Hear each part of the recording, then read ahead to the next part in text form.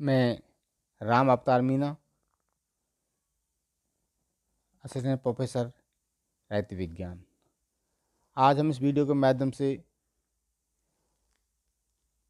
अंतर्राष्ट्रीय राजनीति में समसामयिक नई प्रवृत्तियां तथा मुद्दे विषय का अध्ययन करना चाहेंगे, जो कि BA तृतीय वर्ष रैत विज्ञान के विषय कोर्स में समाहित है। इससे पूर्व वाले वीडियो में भी हमने अंतर्राष्ट्रीय राजनीति में नई प्रवृत्तियां या मुद्दे को समझने का प्रयत्न किया, जो उसकी भूमिका का काम करता है। प्रथम विश्व युद्ध का अंत हुआ एवं 1919 के बाद विश्व राजनीति में काफ़ी परिवर्तन दिखाई दिए और प्रथम विश्व युद्ध के उपरांत ही या 1919 के पेरिस शांति सम्मेलन के उपरांत ही द्वितीय विश्व युद्ध के बीज बो दिए गए थे। द्वितीय विश्व युद्ध जो 1939 से 1945 तक चला, इसका अंत अमेरिका द्वारा विश्व युद्ध में परमाणु बम का उपयोग करने के उपरांत अंत हुआ और 1945 में संयुक्त राष्ट्र संघ की स्थापना हुई। इस संयुक्त राष्ट्र संघ के उद्देश्य के तहत विश्व शांति का लक्ष्य रखा गया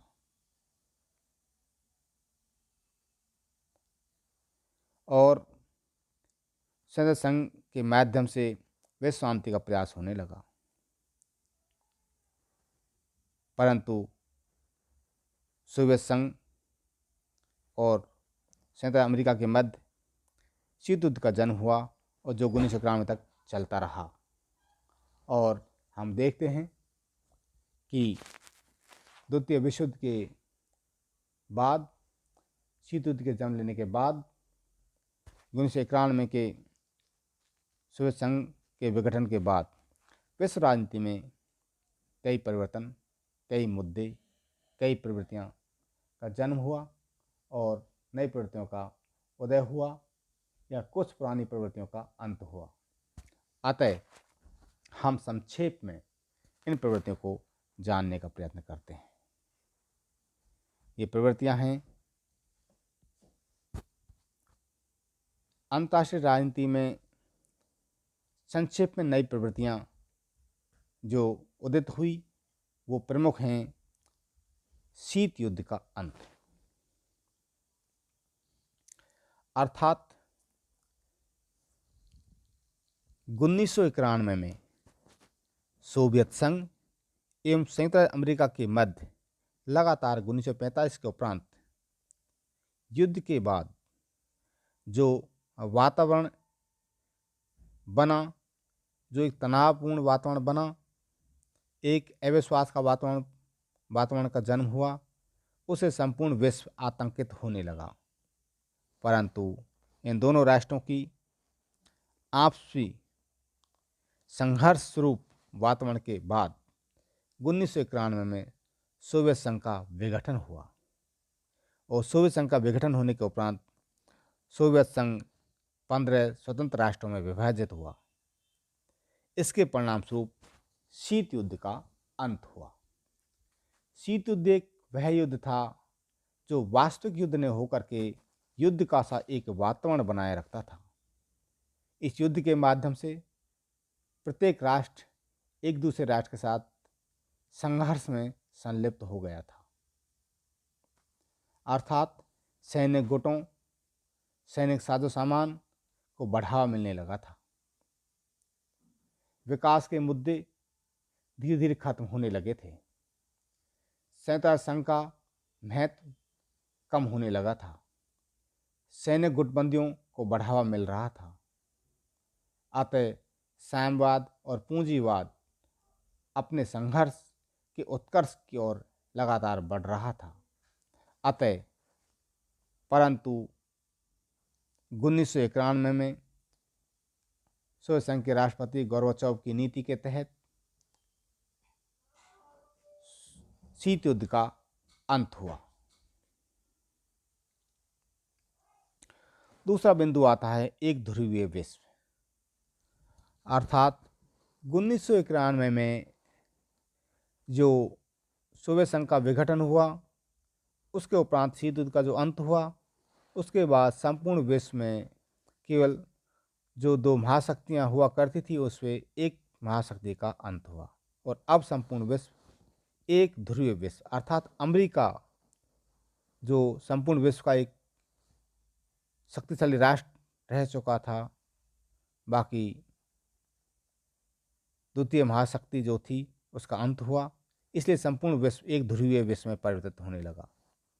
अर्थात अमेरिकन नीति, अमेरिकन प्रभाव संपूर्ण विश्व के ऊपर दिखाई देने लगे और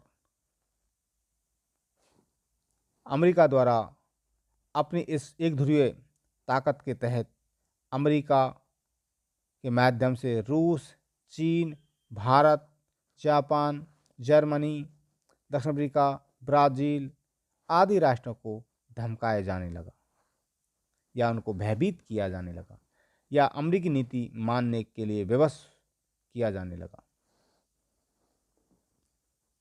और सोवियत संघ की विघटन के उपरांत जो यूएनओ का प्रभाव बचा हुआ था वो धीरे धीरे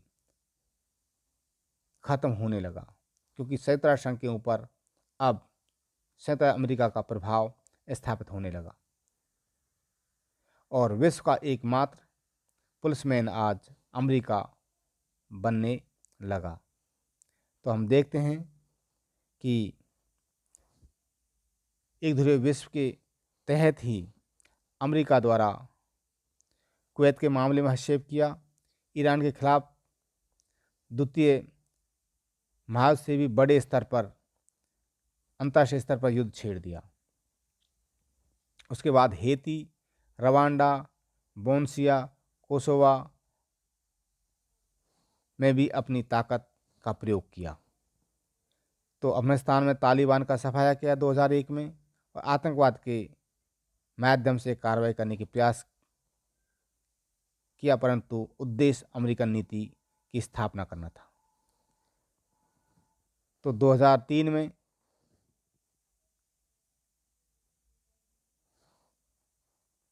जर्मनी और फ्रांस को प्रभावित करने के उद्देश्य से यूरोपीय राष्ट्रों में हस्तक्षेप करने का प्रयास किया। वहीं 2003 में इराक युद्ध के माध्यम से सद्दाम हुसैन का खात्मा किया। राष्ट्रपति जॉर्ज वाकर बुश द्वारा NMD राष्ट्रीय परमाणु सुरक्षा व्यवस्था विकसित करने का एक प्रयत्न भी किया, जिसके माध्यम से अमेरिकी ताकत को बनाए रखना था। अगला बिंदु आता है जर्मनी का एकीकरण। हम देखते हैं कि 3 अक्टूबर 1990 को जर्मनी का एकीकरण हो गया। बिना युद्ध, बिना संघर्ष के 45 वर्ष के बाद दो राष्ट्रों का पुनः एक मिलान हुआ और 9 नवंबर 1989 को बर्लिन की दीवार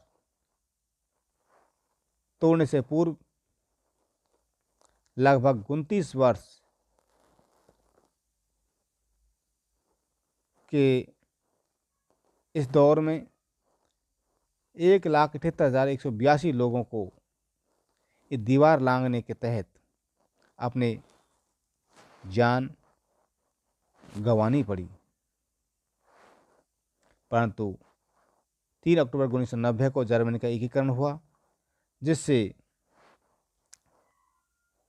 द्वितीय विश्व युद्ध के उपरांत जो पश्चिमी जर्मनी और पूर्वी जर्मनी का जो विभाजन किया गया साम्यवाद और पूंजीवाद की ताकतों के माध्यम से, वह पुनः अब एक शक्ति के रूप में संगठित हो गई और यूरोप में आज जर्मनी का प्रभाव दिखने भी लगा है। गुटेनबर्ग आंदोलन की स्थापना हुई। अंतर्राष्ट्रीय राजनीतिक व्यवस्था के आए परिवर्तन हम देखते हैं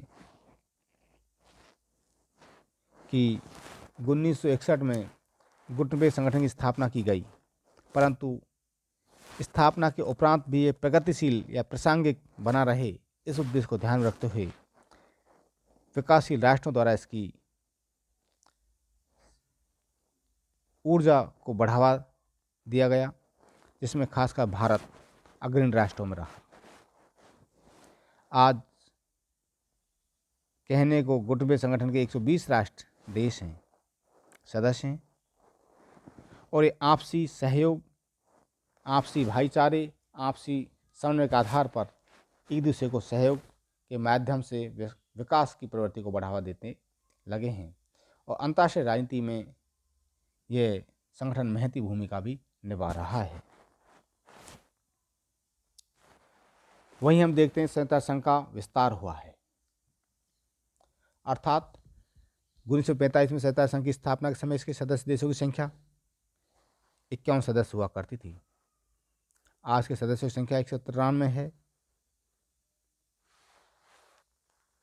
आज अंतर्राष्ट्रीय राजनीति में इसकी सक्रियता भी बढ़ी है। इसके 17 विशेष अभिकरण हैं, 14 मुख्य कार्यक्रम हैं, निधियां हैं। विश्व के किसी भी कोने से सभी मानवों से संबंध ये रखते हैं। यह ईरान इराक युद्ध से, नाबिया की स्वतंत्रता से, कुवैत को ईरान से मुक्त कराने के संदर्भ से, कंबोडिया में शांति बहाली से, अफगानिस्तान में शांति बहाली के माध्यम से, या 2003 में अमेरिका ने सुरक्षा परिषद की अपेक्षा करते हुए ऑपरेशन इराकी फ्रीडम के माध्यम से इराक पर आक्रमण कर दिया था, ऐसी आलोचना भी की। इन सभी कामों को करने में संयुक्त राष्ट्र संघ ने महती भूमिका निभाई है। आज हम देखते हैं कि अंतर्राष्ट्रीय राजनीति में सुरक्षा परिषद एक महत्वपूर्ण अंग के रूप में उदित हो रहा है। इसके विस्तार की बात होने लगी है, जिसमें भारत, जापान, जर्मनी, दक्षिण अफ्रीका, ब्राज़ील जैसे राष्ट्रों को शामिल करने की मांग उठने लगी है। इसके सदस्यों की संख्या 15 से बढ़ाकर 24 होने की बात होने लगी है, जिसमें 5 स्थायी सदस्यों में विस्तार किया जाए ताकि इसे और लोकतांत्रिक स्वरूप प्रदान किया जा सके। ये अंतर्राष्ट्रीय राजनीति को प्रभावित करने वाले बिंदुओं में शामिल प्रमुख बिंदु बनता जा रहा है। पूंजीवादी व्यवस्था की स्थापना होने लगी है, अर्थात 1945 के बाद पूंजीवादी राष्ट्र संयुक्त अमेरिका एवं साम्यवादी राष्ट्र सोवियत संघ के मध्य आपसी संघर्ष, आपसी टकराव बढ़ता जा रहा था। परंतु 1991 में सोवियत संघ के विघटन के उपरांत आज संपूर्ण विश्व पर पूंजीवादी राष्ट्रों का प्रभाव स्थापित हो गया है। और आज 1992 में, 1995 में, खासकर 1995 में WTO की विश्व व्यापार संगठन की स्थापना के उपरांत संपूर्ण विश्व पर बाजारोन्मुखी व्यवस्था का प्रभाव स्थापित होने लगा है। आज संपूर्ण विश्व बाजार आधारित अर्थव्यवस्था के माध्यम से ही अपने विकास की गाथा लिखने लगे हैं। तो यूरोप के एकीकरण की ओर कदम बढ़ने लगे हैं। यूरोप का एकीकरण होने लगा है क्योंकि द्वितीय विश्व युद्ध के उपरांत जो यूरोप के विभाजन की प्रक्रिया शुरू हुई वह धीरे धीरे खत्म होने लगी। आज हम देखते हैं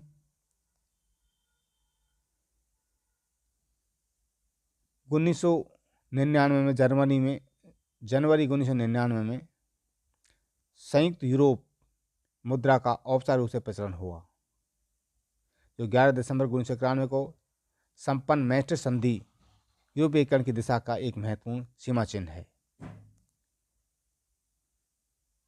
1 मई 2004 को यूरोप के इतिहास में महत्वपूर्ण घटना मानी जाती है, जब 10 नए राज्यों ने यूरोपीय संघ की सदस्यता ग्रहण की। इस प्रकार हम देखते हैं कि धीरे धीरे यूरोप का एकीकरण आगे बढ़ने लगा और 29 मई 2004 को 25 यूरोपीय सदस्यों के पहले संविधान के मसौदे पर यूरोप के राजनेताओं ने रोम के कैपिटोलाइन हिल स्थित कैपिटल हॉल में हस्ताक्षर किए और इस संविधान को सदस्य राष्ट्रों को समर्पित किया। हम देखते हैं कि यूरोपीय संघ की स्थापना के बाद अब इसके सदस्यों की संख्या बढ़कर 28 हो गई है और ये यूरोप के शक्तिशाली होने की और हमें संकेत मात्र प्रदान करता है। अगला बिंदु आता है नवोपनिवेशवाद की स्थापना।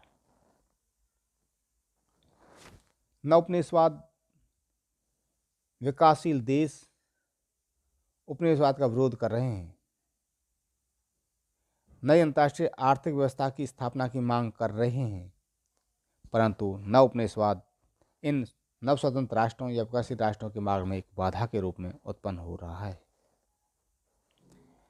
उपनिवेशवाद का नया रूप ही नवोपनिवेशवाद है। नवोपनिवेशवाद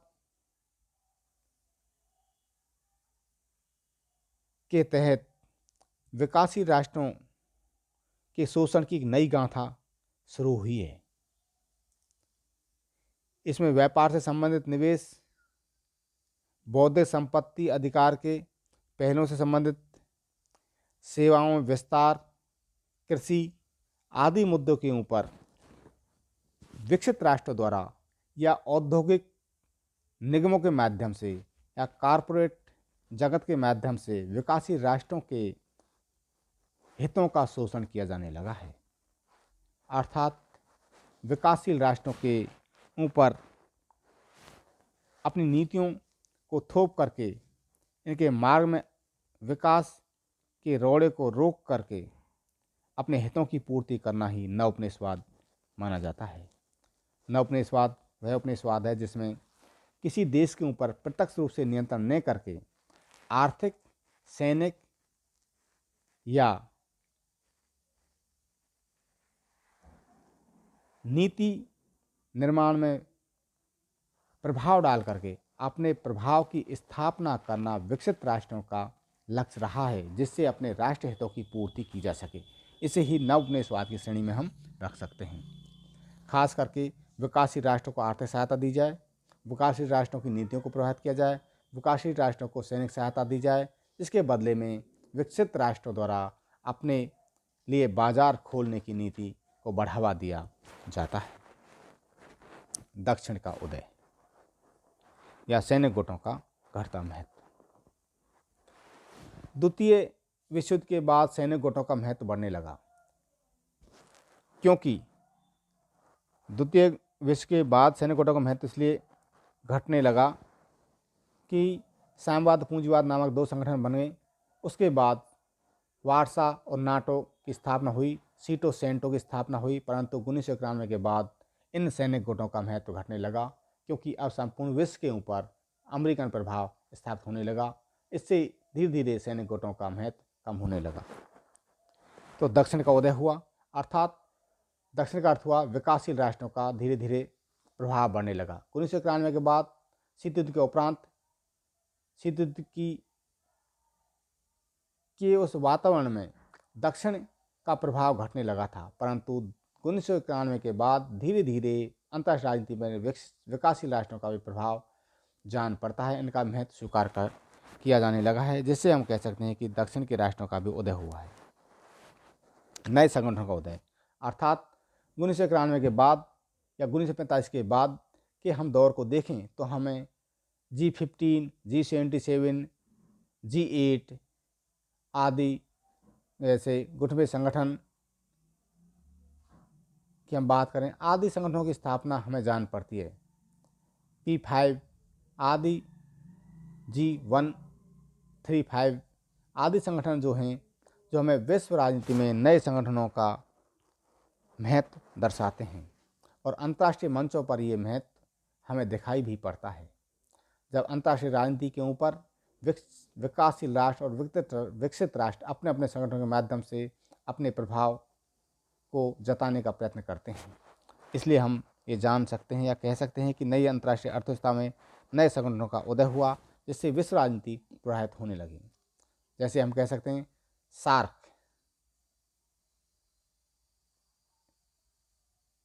ओपेक आदि संगठन इसी श्रेणी में हम रख सकते हैं। अरब राष्ट्रों में जन क्रांति, अर्थात अरब राष्ट्र जो हैं, मुस्लिम कंट्रीज जो हैं, अरब की दक्षिण पूर्वी एशियाई राष्ट्र हैं या पश्चिमी एशियाई राष्ट्र हैं, वहाँ पर मुस्लिम राष्ट्रों में जो तानाशाही प्रवृत्तियाँ स्थापित थी या राजशाही प्रवृत्ति स्थापित थी, वहाँ एक प्रकार से जन आंदोलन के माध्यम से स्वतंत्र राष्ट्र का के माध्यम से एक लोकतांत्रिक सरकारों की स्थापना होने लगी या जनप्रिय सरकारों की स्थापना होने लगी, जहाँ पर स्वतंत्रता की बहार आई, जिसे हम बसंत बहार के नाम से, अरब बसंत के नाम से जानते हैं, जहाँ पर जन क्रांति के माध्यम से अरब राष्ट्रों में स्वतंत्रता की बहार आई। उत्तर दक्षिण संवाद का अर्थ हुआ उत्तर और दक्षिण, अर्थात उत्तर के विकसित और दक्षिण के विकासशील राष्ट्रों के बीच वातावरण के माध्यम से संवाद या मित्रता का वातावरण पैदा हुआ। दोनों राष्ट्रों के बीच संवाद स्थापित हुए, दोनों राष्ट्रों में भाईचारा पैदा हुआ, दोनों विचारधाराओं के मध्य में आपस में समन्वय स्थापित हुआ, जिससे एक दूसरे राष्ट्र की सहयोग को बढ़ावा देने लगे। धन्यवाद।